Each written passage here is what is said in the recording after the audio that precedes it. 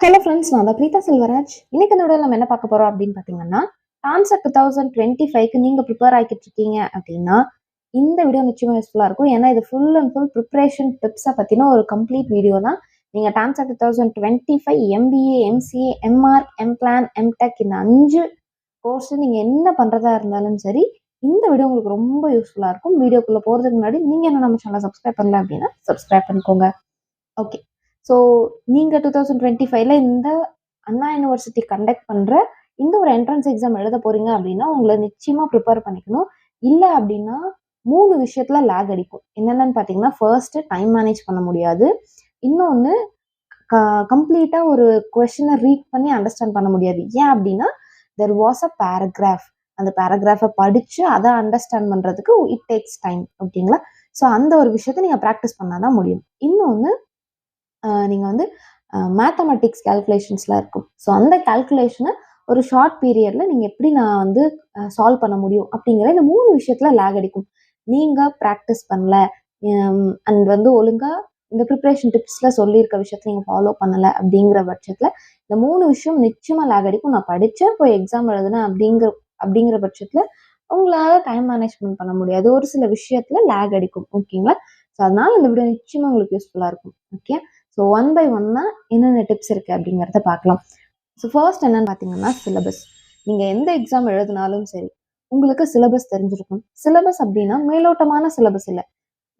உங்களுக்கு நீங்க அண்ணா யூனிவர்சிட்டியில அஃபிஷியல் வெப்சைட்ல போய் டான்செட் எக்ஸாமோட சிலபஸ் எடுத்து பார்த்தீங்க அப்படின்னா, ஷார்ட் அண்ட் கிறிஸ்பா இந்தந்த டாபிக்ஸ்ல இருந்து கேட்போன்றத ஷார்ட் அண்ட் கிறிஸ்பா சொல்லியிருப்பாங்க. ஸோ அந்தந்த டாபிக்ஸ்க்குள்ள என்னென்ன சப் டாபிக்ஸை வந்து மேஜரா கான்சென்ட்ரேட் பண்ணி கொஸ்டின் போய் கேட்குறாங்க அப்படிங்கிறது நமக்கு தெரியும். ஸோ டீடைல்டான சிலபஸை நீங்க எடுத்து வச்சுக்கணும். அதை நீங்க ஃபாலோ பண்ணி படிச்சீங்கன்னா மட்டும்தான் இம்பார்ட்டன்ட் எது அண்ட் மேலோட்டமா நம்ம எது படிக்கலாம் அப்படிங்கிற ஒரு கிளியர் வியூ உங்களுக்கு கிடைக்கும். ஸோ எனக்கு சிலபஸ் பத்தின ஃபுல் டீடைல்டான வீடியோ வேணும்னு நினைச்சீங்கன்னா கீழே டிஸ்கிரிப்ஷன்ல லிங்க் கொடுத்துருக்கேன் எம்பிஎம்சிக்கு. நீங்க அதை போய் செக் பண்ணி பார்க்கலாம். ஓகே. ஸோ சிலபஸ் கம்ப்ளீட்டா நீங்க கையில எடுத்து வச்சுக்கணும். ஒண்ணா பிரிண்ட் அவுட்டா எடுத்து வச்சுக்கணும். இல்ல நீங்க ப்ரிப்பேர் பண்ற நோட்ல அழகா ஃப்ரண்ட் பேஜ்ல எழுதி வைங்க. So syllabus must important. நான் கீழே டிஸ்கிரிப்ஷன்ல உங்களுக்கு வந்து 2 வீடியோ சிலபஸ் டீடைல்டு வீடியோ கொடுக்குறேன். என்னோட டெலகிராம் சேனல் ஜாயின் பண்ணிக்கோங்க. ஜாயின் பண்ணலன்னு பரவாயில்ல. அதுக்குள்ள நீங்க வந்து இருக்கிற பிடிஎஃப்ஸ் அண்ட் சிலபஸ் பிடிஎஃப் இதெல்லாம் எடுத்து நீங்க டவுன்லோட் பண்ணி வச்சு அதை நீங்க வியூ பண்ணி பார்த்துக்கலாம். ஓகே. ஸோ ஃபர்ஸ்ட் சிலபஸ் ரொம்ப இம்பார்ட்டன்ட். ஓகேயா? செகண்ட், சிலபஸ் உங்க கைக்கு வந்துருச்சு. சிலபஸ் பார்த்து சிலபஸ்ல என்ன டாபிக்ஸ்ல நான் இம்பார்ட்டண்டா எனக்கு ரொம்ப ஸ்ட்ராங், நான் இதுல எல்லாம் மேலோட்டமா படிச்சா எனக்கு போதும். அதே மாதிரி எந்தெந்த டாபிக்ஸ்ல நான் வீக்கா இருக்கேன், ஸோ இதெல்லாம் படிக்க எனக்கு கொஞ்சம் டஃப் ஆகும், எனக்கு கொஞ்சம் டைம் எடுக்கும் அப்படிங்கிற மாதிரி விஷயத்த நீங்க 2ஆ பிரிச்சுக்கணும். உங்க ஸ்ட்ரென்த் என்ன, உங்க வீக்னஸ் என்ன. இப்போ ஃபார் எக்ஸாம்பிளுக்கு நம்ம எடுத்துட்டோம்னா டான்செட் எம்சி எடுத்துக்கலாம். ஓகே. உங்களுக்கு குவான்ஸ் இருக்கும், அனாலிட்டிக்கல் அண்ட் லாஜிக்கல் ரீசனிங் இருக்கும். குவான்ஸ் உங்களோட ஸ்ட்ரென்த்தா வீக்னஸான்னு பார்க்கணும். ஸோ எனக்கு மேத்தமெட்டிக்ஸ் எல்லாம் நல்லா வருமா, என்னால் ஈஸியாக படிக்க முடியுமா, லைக் எனக்கு ஒரு தடவை சொல்லி கொடுத்தா போதுமா, இந்த மாதிரி நீங்கள் உங்களை அனலைஸ் பண்ணி பார்க்கணும். இந்த பக்கம் analytical and logical reasoning. So logical reasoning எனக்கு அண்டர்ஸ்டாண்ட் பண்ணால் மட்டும் போதுமா, இல்லை என்னால் அந்த கொஷின்ஸை புரிஞ்சுக்க முடியலையா. என்னால் ஒரு கொஷினை புரிஞ்சுக்க முடிஞ்சது அப்படின்னா அதை சம்மந்தமா எப்படி கொஷின் கேட்டாலும் என்னால் சொல்ல முடியும். அதுதான் லாஜிக்கல் அண்ட் அனாலிட்டிக்கல் ரீசனிங்கோட ஒரு பேஸான ஒரு விஷயம். ஓகேங்களா? ஸோ ஒரு டாபிக் நான் லாஜிக்கல் ரீசனிங்ல எடுத்துட்டேன் அப்படின்னா, ஒரு கொஸ்டினுக்கு என்னால் ஆன்சர் பண்ண முடிஞ்சதுன்னா அதிலிருந்தே டிரைவ் ஆகி வர சப்சிக்வெண்ட் கொஸ்டின்ஸ்க்கு என்னால் ஆன்சர் பண்ண முடியணும். அப்போ நீங்க வந்து லாஜிக்கல் அண்ட் ரீசனிங்ஸ்ல ஸ்ட்ராங்கா இருக்கீங்கன்னு அர்த்தம். ஓகே. குவான்ஸ்ல அதே மாதிரி எனக்கு கால்குலேஷன் வந்து தெரியும், என்னால் மேக்ஸ் போட முடியும். இல்லை எனக்கு மேக்ஸ் வந்து சொல்லி கொடுத்தாவே நான் அண்டர்ஸ்டாண்ட் பண்ணிக்கிறது கஷ்டம். ஸோ நீங்க என்ன பண்ணணும் அப்படின்னா, இந்த 2 விஷயம் எடுத்துக்கிட்டு எனக்கு நான் ஸ்ட்ரென்த் எதுல ரொம்ப ஸ்ட்ராங்கா இருக்கேன், எதுல கொஞ்சம் வீக்கா இருக்கேன் அப்படிங்கிறத நீங்க கான்சென்ட்ரேட் பண்ணணும். ஓகே. ஸோ நீங்க அதை ஃபைண்ட் அவுட் பண்ணி அதுல நீங்க மேஜரா, அதாவது நான் ஸ்ட்ரென்த்தா இருக்கிற விஷயத்த ஃபர்ஸ்ட் பட்டுக்குட்டி மாதிரி எல்லாத்தையும் படிச்சு வச்சுக்கணும். இல்ல வீக்னஸை வந்து 2வது எடுத்துக்கணும். ஏன் அப்படின்னா, நல்லா படிக்கிற விஷயத்த ஃபர்ஸ்ட் நீங்க முடிச்சிட்டீங்க அப்படின்னா உங்களுக்கு ஒரு கான்ஃபிடென்ட் வரும். அந்த கான்ஃபிடென்ட் வச்சு வீக்னஸா இருக்க விஷயத்த நீங்க வந்து ஈஸியா முடிச்சிடலாம். சிலபஸ்ல உங்களோட ஸ்ட்ராங்கஸ்ட் பார்ட் எது அண்ட் வீக்கஸ்ட் பார்ட் எதுன்னு கண்டுபிடிச்சு ஸ்ட்ராங்கஸ்ட் பார்ட்ல ப்ரிப்பேர் ஆகுங்க ஃபர்ஸ்ட். ஆஃப்டர் தட் நீங்க வீக்கஸ்ட் பார்ட் எடுத்து நீங்க கம்ப்ளீட் பண்ணலாம். ஓகே. அடுத்து 3வது, இம்பார்ட்டன்ட் டாபிக்ஸ் எதுன்னு பார்க்கணும். இல்லைன்னா ஈஸியா மார்க் செக்யூர் பண்ற டாபிக்ஸ் எது. இம்பார்ட்டன்ட் டாபிக்ஸ் நமக்கு வந்து எல்லாமே ஸ்டாட்டிஸ்டிக் எல்லாத்துலேயும் செக்ஷன் வைஸ் பிரிச்சிடுறாங்க. ஓகேங்களா? அதனால நீங்க ஈஸியா மார்க் செக்யூர் பண்ற டாபிக்ஸ் எது அப்படிங்கிறத பார்க்கணும். ஸோ இப்போ எம்பிஏவை எடுத்துக்கிட்டீங்க அப்படின்னா டேட்டா சஃபிஷியன்சி ஈஸியா இருக்கும். அடுத்து வந்து பிசினஸ் சிச்சுவேஷன் அனாலிசிஸ். ஸோ அந்த மாதிரி இதெல்லாம் வந்து நீங்க மார்க் ஈஸியா செக்யூர் பண்ணிடலாம். குவான்ஸ் எடுத்துக்கிட்டீங்க அப்படின்னா உங்களுக்கு வந்து கொஞ்சம் அதை கால்குலேட் பண்ணி கொஞ்சம் அது டைம் எடுத்து அந்த மாதிரி போகும். இதே நீங்க வந்து டேட்டா சஃபிஷியன்சி எடுத்துக்கிட்டீங்க கட கட கடன்னு 20 கொஸ்டின் ஒரு 10 to 15 மினிட்ஸ்ல நீங்க 20 கொஸ்டின் வாசிச்சு முடிச்சு விட்டுறலாம். ஸோ குவான்ஸை பொறுத்த வரைக்கும் உங்களுக்கு 1/2 hour எடுக்கும். ஓகே. ஸோ அந்த மாதிரி மார்க் அதிகமா எப்படி நான் செக்யூர் பண்ணணும் அப்படி செக்யூர் பண்ற டாபிக்ஸ் இருக்கு இல்லையா?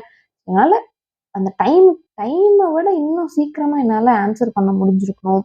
அதே மாதிரி கொஞ்சம் ஃபாஸ்டா என்னால அத அண்டர்ஸ்டாண்ட் பண்ணி போட்ற முடியும். மத்த விஷயம்லாம் கொஞ்சம் டைம் எடுத்து யோசிச்சு, அத போட்டு பார்த்து, எழுதி பார்த்து தான் ஆன்சர் வரும். அப்படிங்கிற விஷயத்துக்கு நீங்க வந்து என்ன பண்ணணும்னா, சீக்கிரம் பண்ற விஷயத்த கான்சன்ட்ரேட் பண்ணுங்க. கொஞ்சம் டைம் எடுக்குது அப்படிங்கிற விஷயத்துக்கு பொறுமையா எடுத்து பண்ணுங்க. ஏன் அப்படி நான் சொல்றேன் அப்படின்னா, நீங்க ஸ்ட்ராங்கா இருக்கிறதுலயும் ஈஸியா மார்க் செக்யூர் பண்றது டாபிக்ஸும் நீங்க எடுத்து ஃபர்ஸ்ட் முடிச்சுட்டீங்க அப்படின்னா, அதுக்கடுத்து வர்ற டஃபஸ்ட் பார்ட்ட நீங்க விட்டாலுமே, இந்த ஈசியஸ்ட் பார்ட் என்ன பண்ணும்னா, உங்களுக்கு ஹெல்ப் பண்ணி மார்க் செக்யூர் பண்ண உதவி பண்ணும். ஓகே. ஸோ வீக்கஸ்ட் பார்ட்ட நீங்க அதுக்குன்னு கம்ப்ளீட்டா விடக்கூடாது. அதையும் நீங்க எடுத்து படிக்கணும். எப்போன்னா, இந்த ஈஸியா மார்க் செக்யூர் பண்றது அண்ட் வந்து ஸ்ட்ராங்கஸ்ட் பார்ட்ல நீங்க இருப்பீங்க இல்லையா? அதெல்லாம் கம்ப்ளீட் பண்ண உடனே நீங்க இந்த வீக்கஸ்ட் பார்ட்ட கான்சன்ட்ரேட் பண்ணணும். ஓகே. இந்த அடுத்து 4வது விஷயம் என்ன அப்படின்னா, நீங்க எது படிச்சாலும் சரி, கான்செப்ட் கண்டிப்பா உங்களுக்கு புரிஞ்சிருக்கணும்.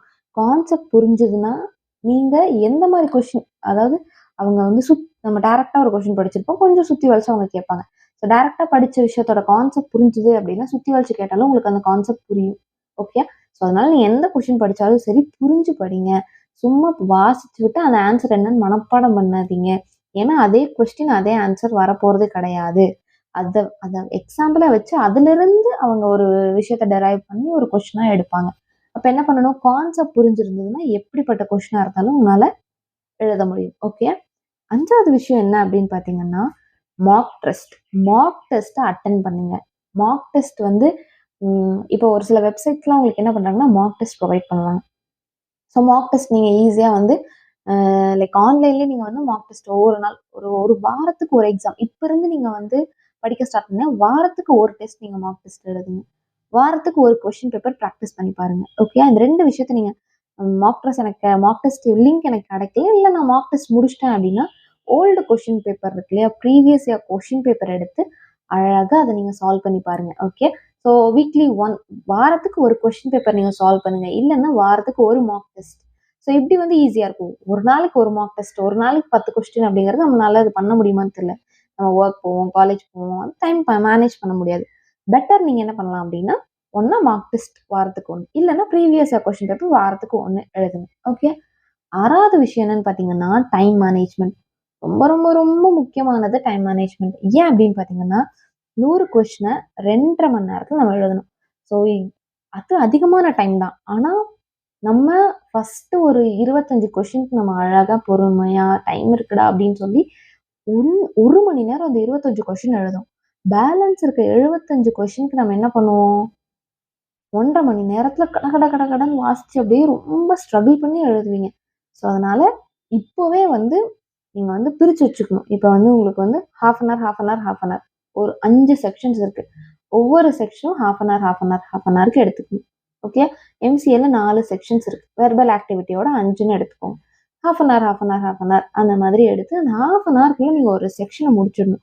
ஸோ இந்த மாதிரி டார்கெட்ட வச்சு நீங்க டைம் மேனேஜ்மென்ட் பண்ணிட்டீங்க அப்படின்னா, 100 கொஸ்டினுமே உங்களால டான்செட் எக்ஸாம் அன்னைக்கு நீங்க அட்டெண்ட் பண்ண முடியும்.